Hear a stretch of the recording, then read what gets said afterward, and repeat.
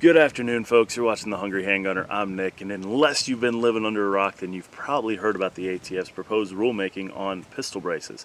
So what we're going to do today is we're going to talk about that and what I consider to be the real hidden danger behind these rules as they stand and if they're passed as written.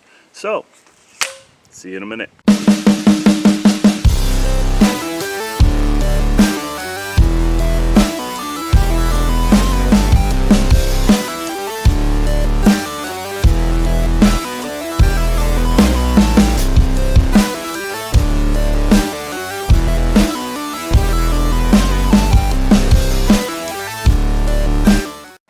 So I went over this a little bit during my live stream, but I just want to go over it again.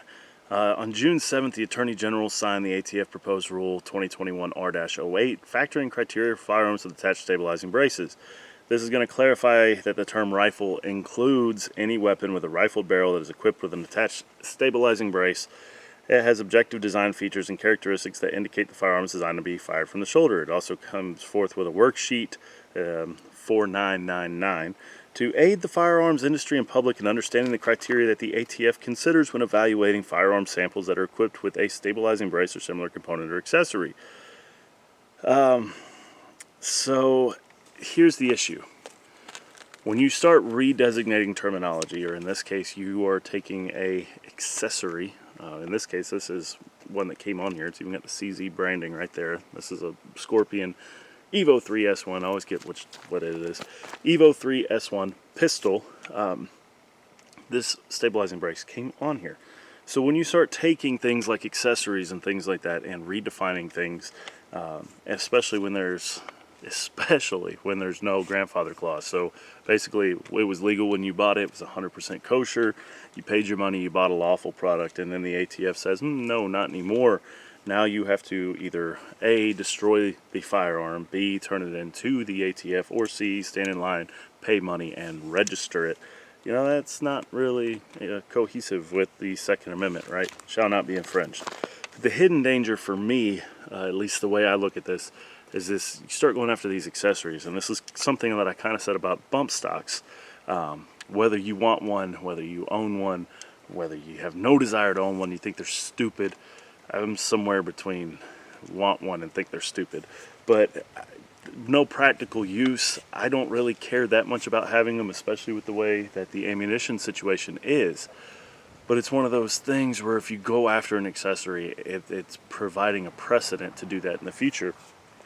So if they say that, hey, this little piece right here completely redefines what this gun is, well, who's to say that later on they don't say, hey, this EOTech, this red dot, this holographic whatever, that changes things, or this weapons light, that changes things, or your magazine, well, it holds more than 10 rounds right there, 20, 30, 35, holds more than whatever, so that changes the feature of the gun, or it's semi-auto, or it has an extended charging handle, or it has a AK style safety selector over here. All these things can be used down the road because there's been a precedent set. So we need to fight back and fight back hard on that, and right now the only legal option we have to do that is to submit a comment. There's going to be a link in the description. Please take the time out of your day to do it. I know we're all busy. I get it. This is my only day off this week. Probably going to be the same for a while because work is so shorthanded. So I get that we're all busy. I also do the YouTube thing and have kids, so miss me with that. But if you're going to sit there and tell me that, well, if they come for my guns, I'm going to pick up a rifle and fight. Well, if you won't take 5 damn minutes to send an email or submit a comment, you're not going to pick up a gun and fight. So stop it. If you're not willing to get involved in the fight now, I have no reason to believe that you're going to pick up a gun and actually risk life, limb, liberty, happiness, and all that later on. So if we can avoid that fight later on, great. Let's use every measure that we have now to do so. So submit a comment using the link that's going to be in the description. Keep it professional, keep it clean. I know it's tempting sometimes to want to say, you know, F you guys, effing redcoats, this, that, and the other. And while I may or may not agree with that, we need to keep it professional, because if it has profanity in it, if it has things like that in it, they're going to kick it out. It's not going to be considered. Also, there's a variety of form letters circulating around, examples you can use. If you go that route, make sure to change stuff up, make it your own, because I have a feeling if there's a lot of duplicates, they're going to kick those as well. So I will include the text of the one that I sent in the description. Feel free to use that if you would like. Change some things around, make it your own. That's just an example of what I said to them, because I'm not going to tell you to do something I'm not willing to do. The other thing that you can also do is to send some emails, make some phone calls to your elected representatives. Let them know, get this on their radar, because they may or may not know. They also may or may not care, but again, we need to be doing everything that we can do at this point to stop any further infringements on our rights. Ideally, we should be going back the other way, but you know, you gotta do what we gotta do. So there's that. Feel free to agree with it, disagree with it. I know I got a couple people that think that this was a stupid workaround in the first place for the SBR rules. I get that. Here's my stance on that. Anytime the free market comes in to try to circumvent some BS law, I'm on board with it. The whole NFA SBR thing from the get-go was pointless. They claimed it was going to stop Prohibition-era crime. The only thing that stopped Prohibition-era crime was, well, ending Prohibition. So there's a little history lesson for you. The NFA definitely is a piece of crap. Needs to go, be repealed, whatever.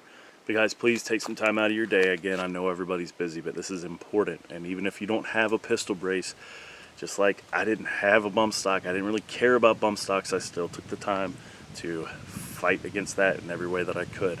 So if it's not you today, it might be you tomorrow. Next time they might go after something you really like, I don't know, revolvers chambered in something other than 22 mag. I don't know. Get involved now while we still have somewhat of a voice, while there's still things we can do short of, I'm not going to say it, but there you go. Guys, stay safe. Keep shooting if you can. Keep dry firing if you can't, and I'll see you next time.